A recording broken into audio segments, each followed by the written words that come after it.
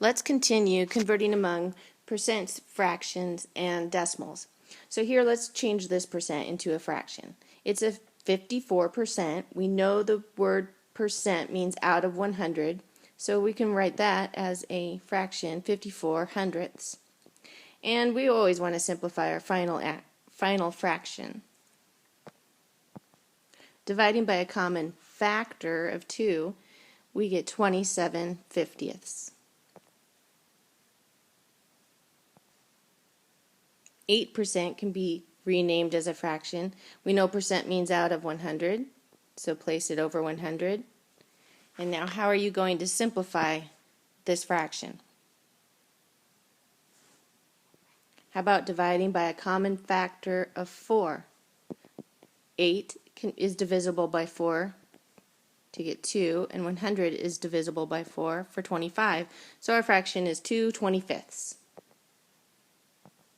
In order to compare numbers, we can use these symbols. Here is less than, kind of looks like an L that's been tipped on its side.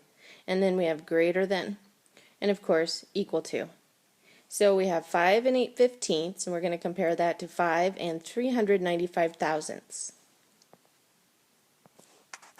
Now you could change them both into fractions, but in some cases it's easiest to just rename them both into decimals. So let's look at the fraction part of the first number.